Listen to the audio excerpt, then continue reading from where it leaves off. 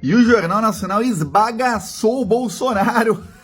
5 anos atrás, em 2020, ele fez um alerta sobre desvios ilegais em benefícios de aposentados e de pensionistas. Caso INSS. O funcionário da direção central do INSS procurou a Polícia Federal em setembro de 2020, depois de ter recebido ameaças de morte. Ele atuava na área que analisa os descontos nos benefícios e disse que as ameaças começaram depois que ele identificou irregularidades nesses processos. Depois da denúncia, a Polícia Federal abriu uma investigação que foi encerrada no ano passado sem nenhum indiciamento. A Polícia Civil do Distrito Federal começou a investigar os descontos indevidos em 2020. Ou seja, deu ruim aí para Jair Messias Bolsonaro. O esquema começou no governo dele, foi denunciado e a Polícia Federal do Bolsonaro não quis fazer nada. Aí a Polícia Federal, quando o Lula assumiu, abriu outra investigação, encerrou aquela que já estava contaminada, que foi para desinvestigar e não para investigar, e aí conseguiu acabar com o roubo dos aposentados. E o mais engraçado é que a Globo falou um detalhe aqui, ó. O acordo entre a Conafer e o INSS para fazer os descontos direto nos benefícios foi assinado em 2017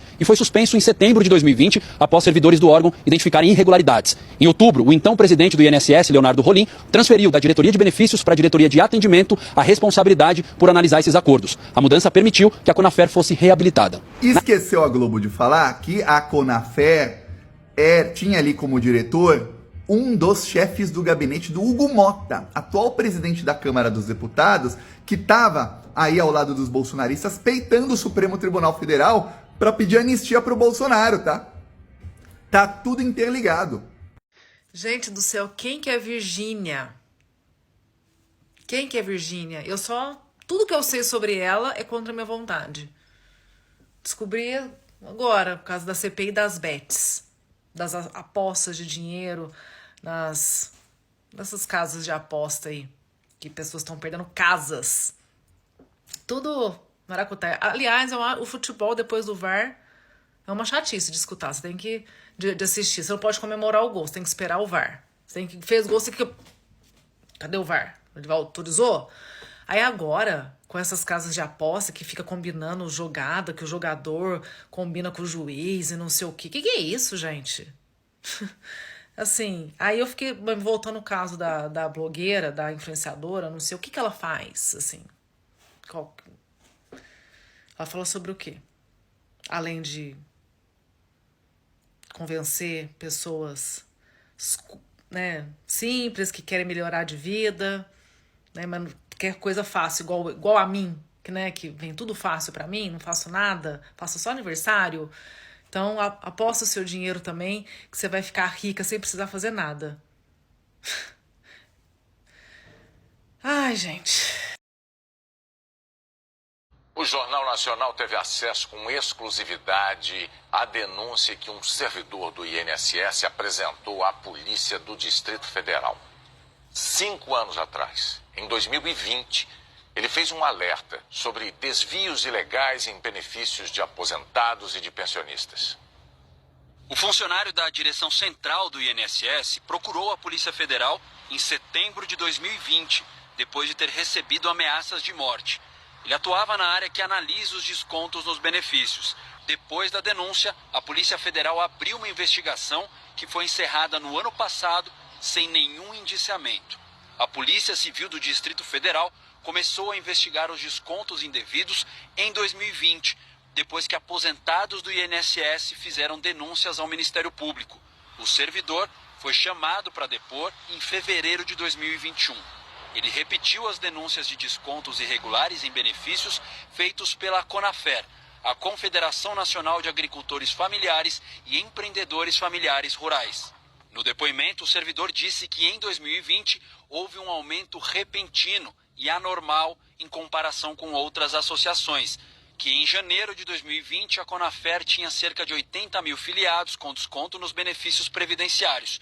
E em outubro de 2020, esse número superou 250 mil. Um relatório da Controladoria Geral da União mostra que a Conafer foi a entidade que mais aumentou o volume de descontos entre 2019 e 2024 em números absolutos, passando de R$400 mil por ano em 2019 para 57 milhões em 2020 e 202 milhões em 2023. Ainda em 2021, a Justiça do DF decidiu que a competência para investigar o caso era da Polícia Federal, mas a operação para desarticular o esquema só ocorreu... Vou te mostrar agora um dos vídeos mais satisfatórios de hoje. Conhece o Eduardo Girão?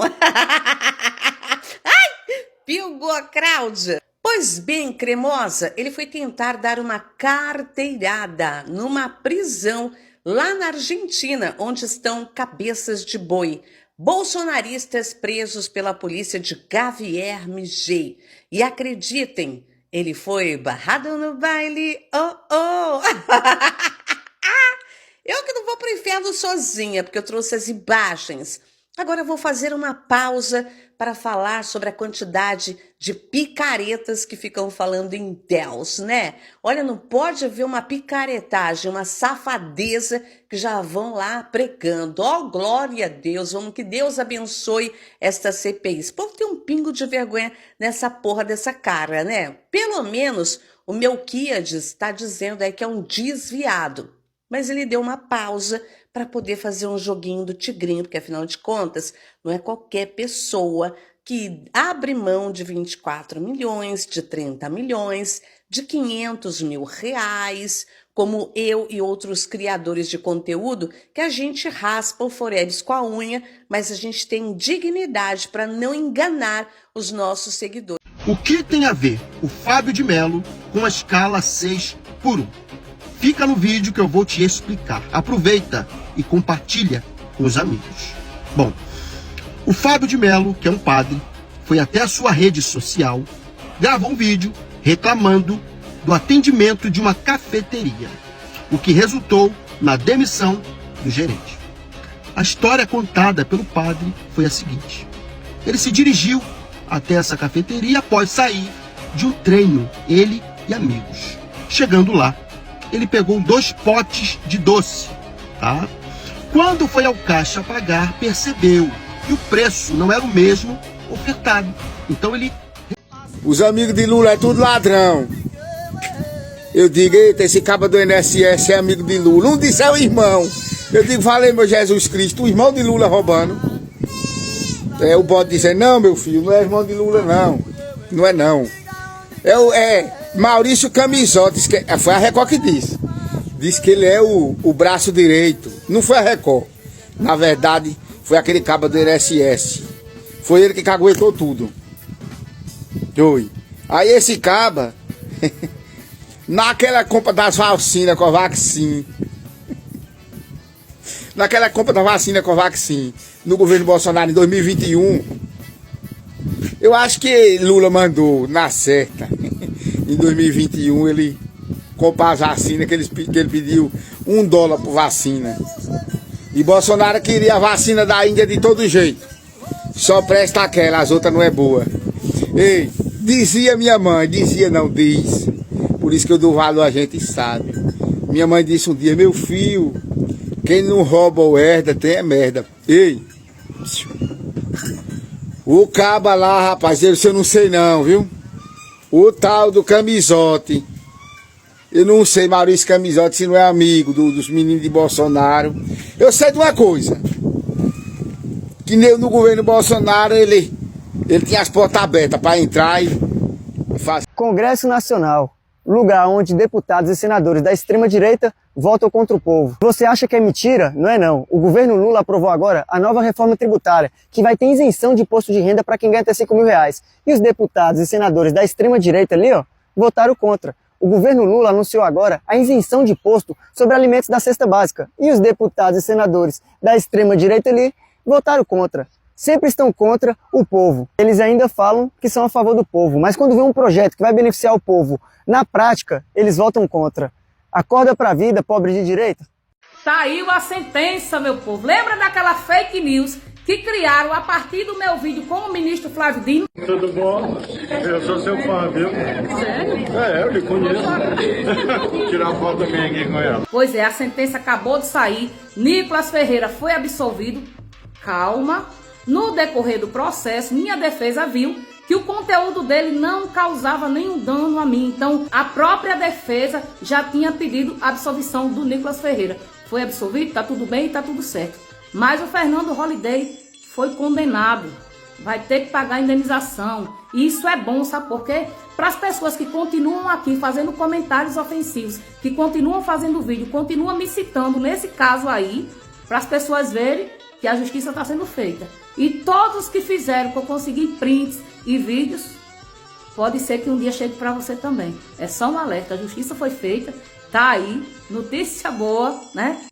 Sou seu fã. E ela é arretada, gente. Você tá virado. Parabéns, Vivi. Parabéns. Beijo. Tô feliz.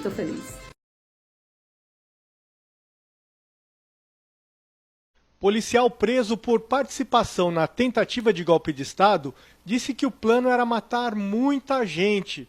Os áudios foram encontrados no celular desse elemento, o policial federal Valdir Matos Soares. Escuta aí o que ele falou. Nós fazemos, né, de uma equipe de operações especiais que estava pronta para defender o presidente armado, sabe, e com poder de fogo elevado. Só que aí o presidente, esperávamos só o ok do presidente, uma canetada para a gente agir. E a gente ia com muita vontade, a gente ia empurrar meio mundo de gente, matar meio mundo de gente, tá nem aí já, cara. O elemento disse que o golpe não aconteceu porque o Exército e a Aeronáutica não aceitaram. Apenas a Marinha estava disposta a uma nova ditadura militar. Mas isso não é novidade, já se sabe disso. O áudio desse sujeito apenas reforça o que já era sabido. Agora, diz aí nos comentários se toda essa trama não era uma tentativa de golpe de Estado, e inclusive usando os manipulados dos acampamentos e os golpistas de 8 de janeiro que destruíram Brasília. E nunca esquecendo, sem anistia, cadeia para todos os golpistas, da cúpula aos bucha de canhão. Ah, e não se esquece, hein? Dá um like nesse vídeo e me segue. Esse vídeo aqui ferrou com a minha vida. Uma promessa do presidente que a gente está cumprindo, que é abrasileirar o preço dos combustíveis. Porém, tanto a Liquigás quanto a BR Distribuidora foram privatizadas. Então, a política de preço da Petrobras não chega na ponta. O que a gente tem visto, né, reiteradamente, redução do preço da gasolina, do diesel, e esse lucro ficando com distribuidora e ou dono de postos. A gente tem os números, qual que é o valor dos combustíveis na saída da refinaria e o que, né, distribuidoras e postos têm praticado nos últimos anos. Coincidência ou não, na região sul é a maior distância entre o preço da bomba versus o preço na refinaria. Eu ouvi isso e fui pesquisar. E descobri que não é no Brasil inteiro, principalmente não é no sul em geral, onde o litro da gasolina custa R$ 6,99. Eu estou habituado a pagar R$ 6,99 aqui em Curitiba. Aí eu conversei com o pessoal de São Paulo, sabe quanto eles pagam lá? R$ 6,20, quase 10% de diferença. Eu sei que o ICMS aqui no Paraná é maior que o de São Paulo. O ICMS aqui no Paraná é 19,5%, em São Paulo é 18%. Se for para Santa Catarina, 17%. Mas é 1,5%. Não são 10%. Se você pega o valor da média do preço que é cobrado aqui no Paraná, aqui em Curitiba, R$ 6,76. Eu nunca achei um posto que tivesse esse valor, tá? Posso estar errado, posso estar nos lugares errados aqui, mas eu nunca vi esse valor. Normalmente aqui é R$ 6,99. E a hora que você vai pegar e distribuir o valor, o que ele falou é verdade. O custo de distribuição e revenda aqui é maior. O pessoal está ganhando dinheiro em cima da gente. Preço da gasolina na bomba que sai, no preço da gasolina que sai da Petrobras é igual para São Paulo, é igual para o Paraná, é igual para Santa Catarina. Santa Catarina, a média, 6,54, que já é maior que a de São Paulo, que é 6,20. E aqui no Paraná, 6,55. Se for aqui em Curitiba, 6,76. Se for aqui na região central, 6,99. Todo lugar aqui na região central de Curitiba, 6,99. E aí? Pra quem que eu reclamo aí? Hein? Cadê a concorrência? Não tem concorrência? Privatizaram o monopólio, né? Privatizaram o monopólio de distribuição. Ó a gente aqui, ó. Mais uma vez, Nicolas Ferreira fazendo merda e sendo irresponsável, falando de um mapa que você pode não gostar, mas tecnicamente não tem problema algum, esquecendo o que é de fato cartografia. Esse cara é formado em Direito, mas parece não ter feito o ensino fundamental. Sempre que ele abre a boca de cloaca, ou nesse caso os dedinhos de cloaca, pra falar merda desse mapa, ou pra falar merda do IBGE, sem propor solução, sem fazer um debate sério, ele prejudica o país inteiro. Ele é deputado, ele poderia estar de fato preocupado, mas não é isso. Veja uma consequência desse discurso irresponsável. O IBGE mede a inflação oficial do Brasil. Para isso não basta saber se o preço de determinado produto está subindo ou diminuindo. Além disso, você precisa saber o peso de cada um desses preços no orçamento das famílias. Para isso, o IBGE tem uma pesquisa, chamada Pesquisa de Orçamento Familiar. Essa pesquisa vai a campo, fica um ano inteiro em campo e vai pesquisando. Olha, quanto o senhor gasta com alimentação? Quanto o senhor gasta com arroz? Quanto o senhor gasta com energia elétrica? Quanto o senhor gasta com aluguel? Enfim. E com isso você consegue saber, por exemplo, se um determinado produto subiu demais, qual é o peso dele na inflação, no número total da inflação. Essa pesquisa está em campo agora e está com um número altíssimo de recusas. As pessoas não querem responder. Por quê? Porque o IBGE é do Lula. Porque o IBGE vai descobrir quanto eu ganho e vai falar pro Lula. Porque o Lula quer que eu pague mais imposto. Porque aí o Pix vai ser taxado de acordo com o que eu tô ganhando. Essa porra dá merda e tem consequência. Esse cara precisa ter um mínimo de responsabilidade. Mas seria também um sonho da minha parte imaginar que um cara como Nicolas Ferreira teria responsabilidade com alguma coisa séria. Isso o Nicolas não te conta. Em 2020, um funcionário do INSS procurou a Polícia Federal para denunciar desvios ilegais em benefícios de aposentados e pensionistas do INSS. E não sou eu quem afirmo isso. Segue a reportagem. Funcionário da direção central do INSS procurou a Polícia Federal em setembro de 2020, depois de ter recebido ameaças de morte. Ele atuava na área que analisa os descontos nos benefícios e disse que as ameaças começaram depois que ele identificou irregularidades nesses processos. Ele pediu para não ser identificado, mas aceitou conversar sob a condição de anonimato. E pasme, essa investigação foi encerrada sem nenhum indiciamento. Mas quem aqui não se lembra quando Bolsonaro afirmou que trocaria o chefe da Polícia Federal quando ele bem quisesse? Por isso não me surpreende essa investigação ter sido encerrada sem nenhum indiciamento. Quem era o presidente em 2020 era Jair Messias Bolsonaro. Agora, felizmente, com o Lula na presidência da República, o caso foi reaberto e segue as investigações. Esse fato, o Nicolas Ferreira não vai te contar. Então já sabe, né? Compartilha esse vídeo, engaja nele, para que a informação chegue ao maior número de pessoas. Eu conto com você. Pessoal, estou aqui no Ministério da Agricultura da Polônia, estou acompanhado da Leila, que é a nossa superintendente do Ministério do Desenvolvimento Agrário no Paraná, representa aqui o ministro Paulo Teixeira. Viemos aqui tratar de parcerias e intercâmbios com o povo brasileiro, com o povo polonês, das tecnologias que eles têm na agricultura familiar. Exatamente.